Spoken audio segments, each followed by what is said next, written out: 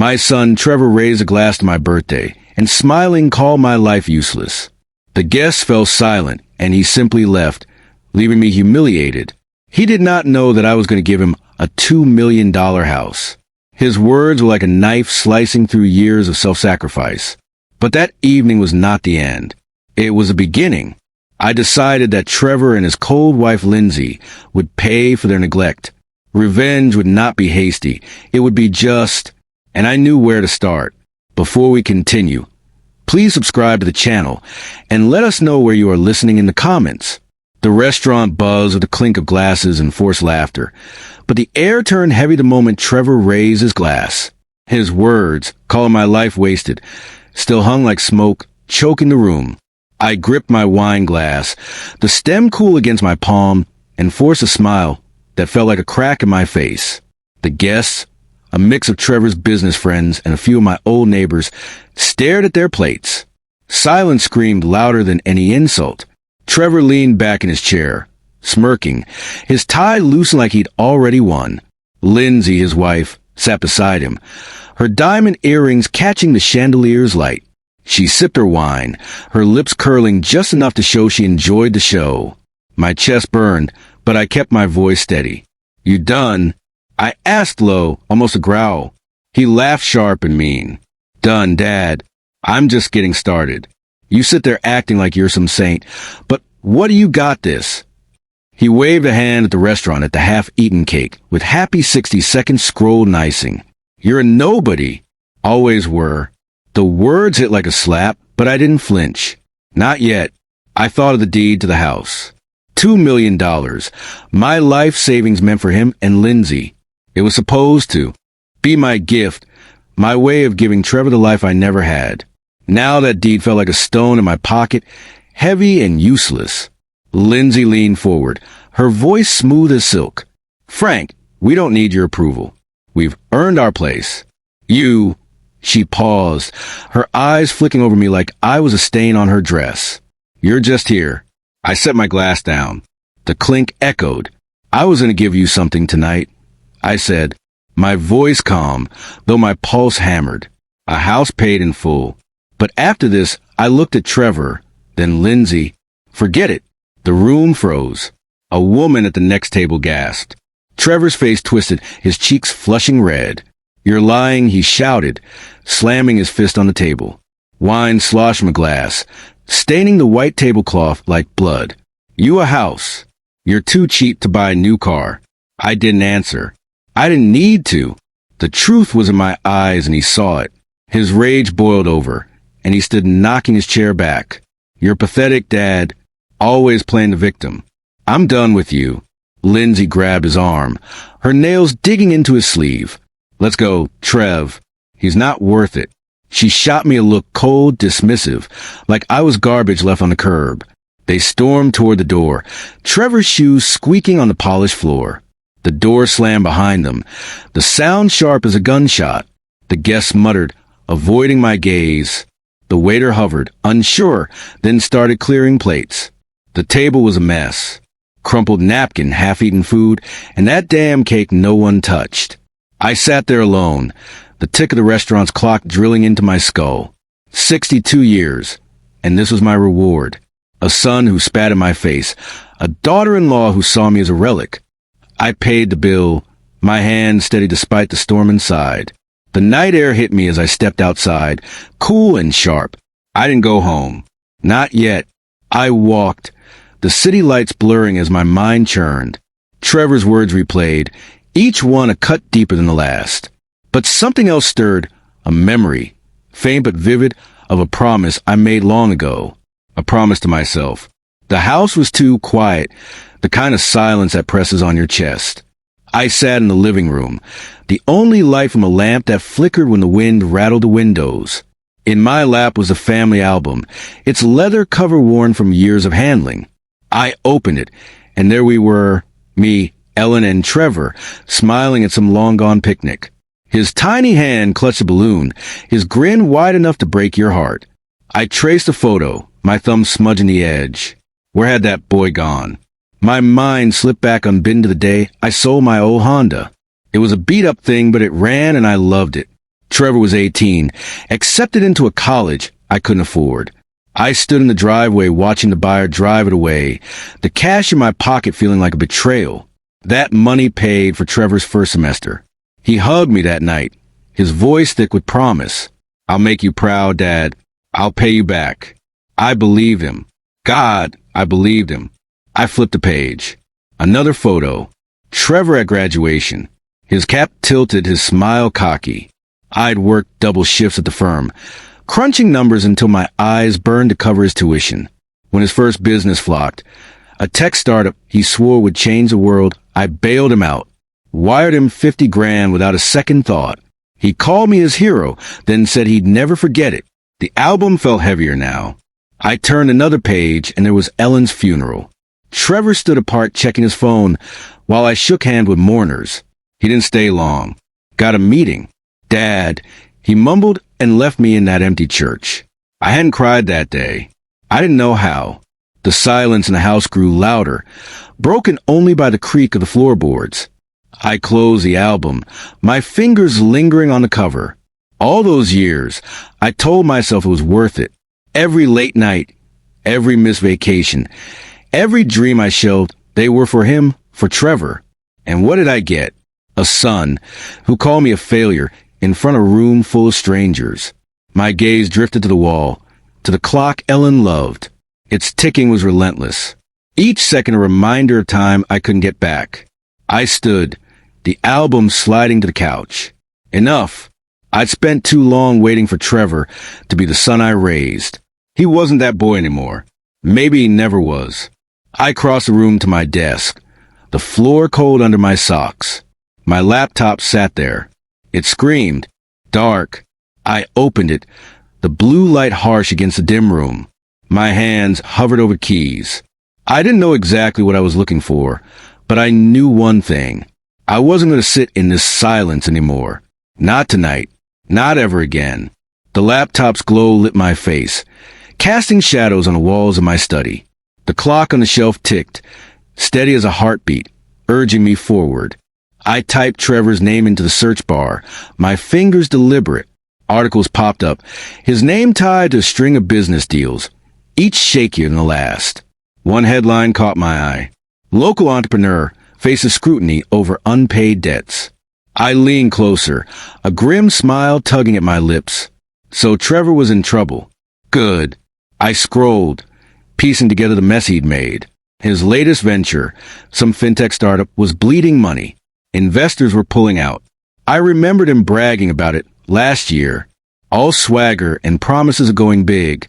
I'd warned him it sounded shaky, but he'd laughed me off, called me out of touch. Now, here was proof he'd overplayed his hand. My mind flicked back to a moment 2 years ago. Trevor over dinner boasting about a game-changing deal. I'd ask questions, simple ones, about cash flow contracts. He'd snapped, told me to stick to my boring spreadsheets. I'd let it go. I always let it go. Not anymore. I grabbed my phone and dialed Jack, an old friend from my days as a financial consultant. He picked up on the second ring, his voice growly but warm. Frank, hell, it's late. You okay? I need a favor, I said, keeping my tone even. Trevor's business. I want details. Off the record. Jack paused and chuckled. Your kid's been playing with fire, hasn't he? I've heard whispers. Give me a day. I'll dig up what I can. He's not my kid anymore, I said, the word sharper than I meant. Jack didn't push. He promised to call tomorrow and hung up. I set the phone down, my pulse steady for the first time in hours. I pulled a notepad from the drawer, the paper crisp under my pen. I wrote Trevor, debts, bad deals. Then Lindsay image, social media. She was an influencer. Her life a curated lie on Instagram. One crack in that facade, and she'd crumble. I'd seen her type before. People who live for likes, not truth. Her weakness was as clear as Trevor's. The pen scratched as I jotted ideas. Quiet moves. Nothing flashy. I wasn't some cartoon villain. This was about justice. About showing them I wasn't the nobody they thought. I'd spent decades building a life, a fortune, while they squandered theirs. They'd underestimated me. That was their mistake. I stood, crossing to the study's door. I closed it, the click solid final. The room felt different now, like a war room instead of a refuge.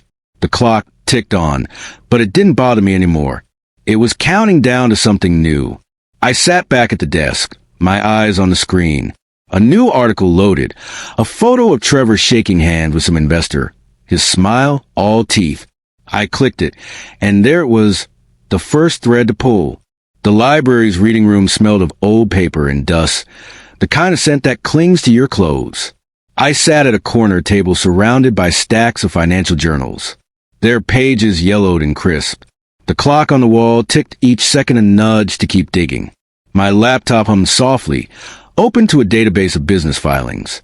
Trevor's name glared back at me from the screen, tied to a sinking ship of a company. I jotted a note over leveraged investors fleeing. My pen, its grip worn smooth, scratched against the paper. I'd spent decades analyzing numbers, spotting cracks in deals others missed. That skill, dormant since retirement, woke up now. Trevor's business was a house of cards, big promises, no substance. I found an article buried in a trade journal, detailing a shady loan he'd taken to prop up his startup. The terms were predatory, the kind that bury you. I smiled thin and sharp. He'd always been reckless, but this was a gift. My mind flicked to a dinner last spring. Trevor, glass in hand, bragging about a bulletproof deal. I'd asked about the lender, and he'd snapped, told me to mind my own business. I should have pushed harder. Instead, I'd paid for his wine. Never again. I pulled out my phone and called Jack. He answered, his voice low, like he was in a meeting. "Frank, you're obsessive," he said, half joking. "What now?" "Tell me about Trevor's loan," I said. "The one from that offshore outfit." Jack sighed. "It's a mess. High interest. Tied to some sketchy firm. He's missed payments. Word is they're circling, and there's talk of an ethics probe. Something about fudge numbers." He paused. "You sure you want to go down this road?" "I'm sure," I said, my tone flat. Jack promised more details and hung up. I leaned back, the chair creaking. An ethics probe. That could ruin him. The library was quiet, save for the rustle of pages and the hum of a fluorescent light. I crossed to the copier, feeding it an article about Trevor's deal.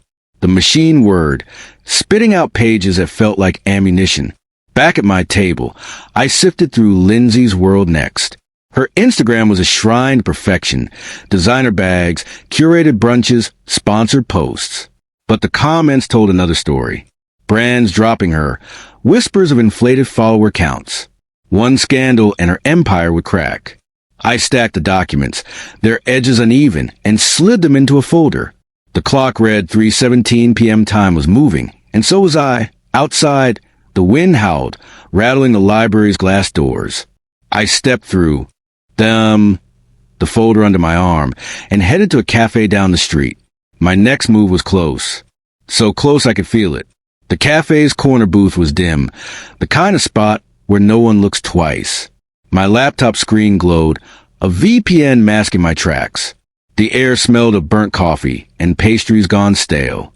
I typed carefully, crafting an email to one of Trevor's investors, a man named Hargrove, known for cutting losses fast. The subject line was simple: concerns about your investment. Attached were scanned copies of the loan agreement and that damning article. No signature, no trace, just facts. I hovered over the send button, my fingers steady. This was it. The first cut. I thought of Trevor's smirk at my birthday, his voice calling my life wasted. He'd laugh then. Let's see him laugh now. I clicked. The email vanished into the ether, a silent arrow aimed at his heart. My mind drifted to a moment years back, Trevor crowing about his genius deals. I'd warned him about shady partners, but he brushed me off. "You're stuck in the past, Dad," he'd said. Stuck? Maybe I was. But I knew how to play clean, and quiet skills he never learned. My phone buzzed, snapping me back. Trevor's name flashed on the screen. I let it ring twice, then answered, my voice calm. "What? You bastard," he hissed, his words slurring with rage. "You sent that email, didn't you?" Haro just pulled out. My deal's tanking. I leaned back, the boost vinyl creaking. I don't know what you're talking about. I said, each word measured. Sounds like your mess caught up with you. Don't play dumb, he shouted. I heard a crash, something glass, maybe a bottle. You're trying to ruin me. You're doing that yourself, I said, and hung up. My pulse was steady, my hands cool. I checked my inbox. A reply from Haro's assistant. Mr. Harrove is reviewing the materials and has paused all commitments. Perfect. The cafe's clock ticked, its hands creeping toward evening. Trevor's thread echoed, but it was empty. He was scrambling, and I was just starting. Lindsay was next. Her sponsors wouldn't like what I'd found about her authentic brand. I closed my laptop, the screen's light fading. The door jingled as I stepped outside, a small recorder in my pocket, its weight a promise of more to come. The knock on my door was sharp, like a hammer on steel. I knew who it was before I opened it. My hand brushed the recorder in my pocket, its button already pressed. The living room was dark, save for a flickering lamp that cast long shadows on the walls. I opened the door, and there they were. Trevor, his face red and twisted, and Lindsay, her eyes cold as frost. The scent of her perfume, sharp and floral, hit me like an insult. You've gone too far. Trevor spat, pushing past me. His shoes scuffed the hardwood. Lindsay followed, her heels clicking, her purse clutched like a shield. I closed the door, the click loud in the tense air. Sit, I said, gesturing to the couch. They didn't. Trevor paced, his fists clenched, while Lindsay stood rigid, her lips a thin line. You tanked my deal, Trevor said, his voice low. Dangerous. Haro's gone, and now the bank's calling. You owe me, Dad. Fix this. I crossed my arms, my face a mask.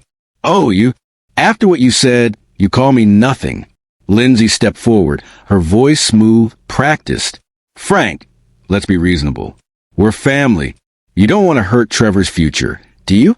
Her smile was fake, her eyes calculating. I saw right through her. Family, I said, my tone ice. Family doesn't humiliate each other in front of strangers. Trevor slammed a hand on the wall, the sound sharp. Enough games.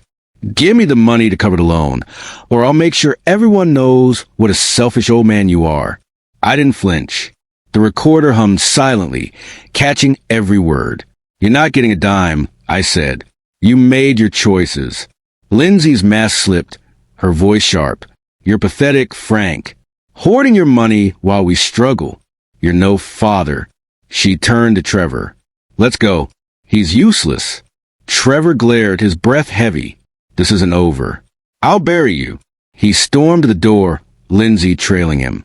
The door slammed, the sound echoing in the quiet house. The clock ticked, steady, relentless. I pulled the recorder out, its red light steady. I played it back, their voices clear. Trevor's threats, Lindsay's venom.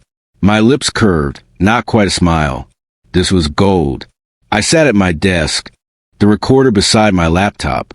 The screen woke with a soft glow, and I opened a new file. Trevor and Lindsay thought they could bully me. They were about to learn how wrong they were. The lawyer's office was cramped, the air thick with the scent of ink and old coffee. Papers teetered in stacks on the desk, and a window AC unit rattled like it was on its last legs.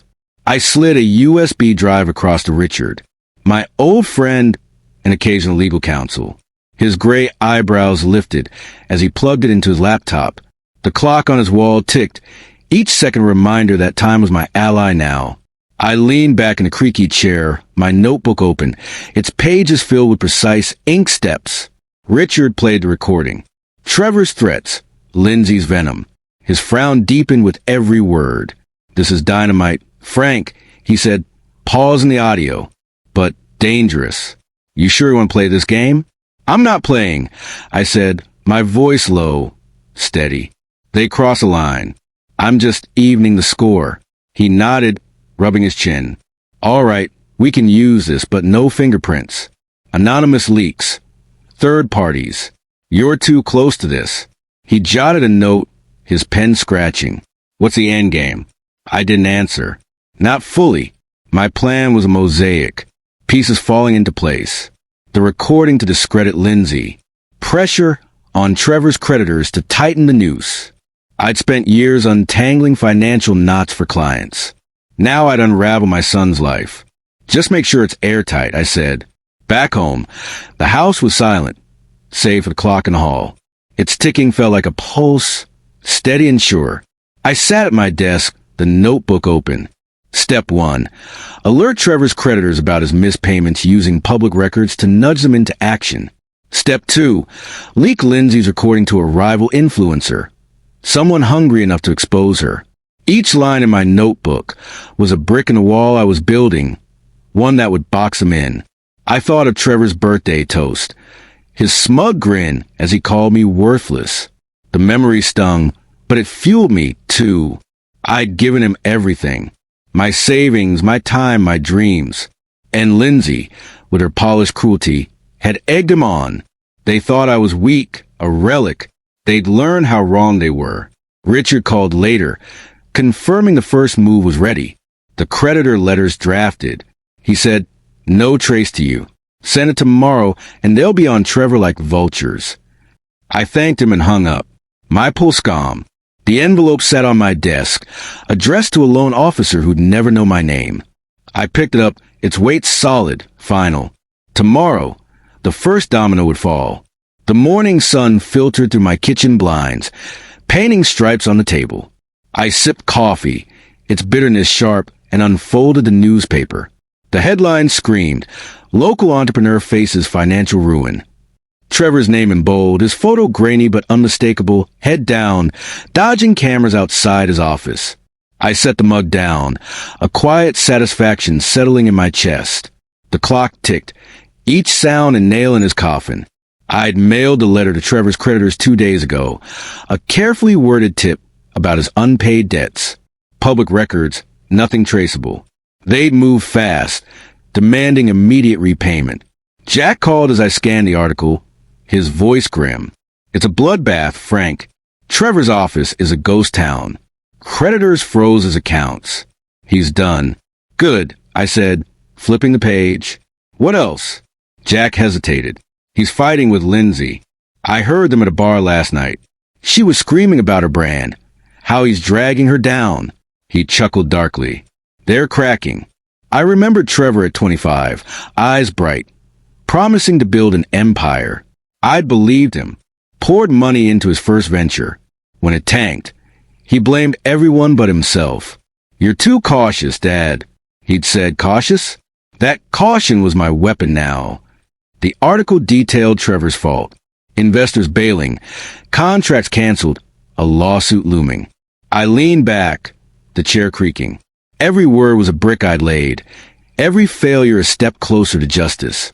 Jack's voice cut through my thoughts. "You didn't hear this from me, but Trevor's begging for a bailout. No one's biting." "Let him beg," I said, and hung up.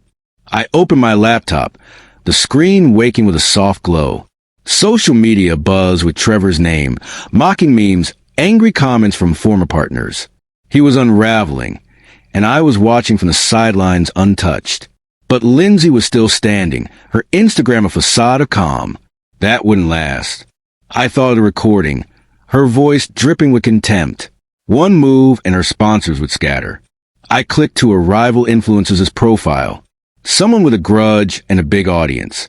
My fingers hovered over the keyboard, ready to strike. The living room was dark, the only light from my laptop screen. I'd sent a recording to a blogger named Kay, a rival who clashed with Lindsay online. The email was anonymous, the file untraceable. Now, I scrolled through Lindsay's Instagram. Her latest post, a desperate plea, "Ignore the lies. I'm still your girl." The comments were brutal. Fans turning, sponsors silent. Her phone, I imagined, was dark. Its screen a mirror of her fading influence. The clock on the mantel ticked, counting down her reign. Kay had moved fast. She'd posted the recording last night. Lindsay's voice clear. "He's useless, pathetic." The clip spread like fire, racking up views. Brands dropped Lindsay within hours, their logos vanishing from her profile. I leaned back, the couch creaking, and let a small smile form. She called me invisible at a party once, her laugh sharp as glass. Invisible? Not anymore. I thought of that night, her standing by Trevor, both of them mocking me in front of their friends. I'd swallowed the hurt, gone home, sat in this same room. Now the silence felt different, powerful, like the calm before a storm. I refreshed the page. A new post from Lindsay, a shaky video. This is a misunderstanding. I'm not that person. Her mascara was smudged, her voice thin. The comments tore her apart. Jack called his tone gleeful. Lindsay's done, Frank. No sponsors, no invites. She's radioactive. He paused. You're playing a hell of a game. No game, I said, my voice even just consequences. I hung up, my eyes on the screen. A news site ran a story. Influencers fall shock Chicago elite. Lindsay's photo. Her smile forced, stared back. I closed the laptop. The click sharp in the quiet house. I stood stretching and glanced at the clock. Late, but I wasn't tired. Trevor and Lindsay were cornered, their lives crumbling under the weight of their own greed. I planned every step, and it was working. But I wasn't done. Not yet. A knock at the door broke the silence. Hard and urgent. My pulse quickened, but I didn't flinch. I knew who it was. I crossed the room, my step steady, and reached for the handle. The knock came again, harder, rattling the door frame. I stood in the dim hallway, the clock on the wall ticking like a metronome. My hand rested on the knob, steady as I opened the door. Trevor and Lindsay stood there, soaked in the rain, their faces drawn and desperate. Trevor's shirt clung to him, wrinkled, the collar askew.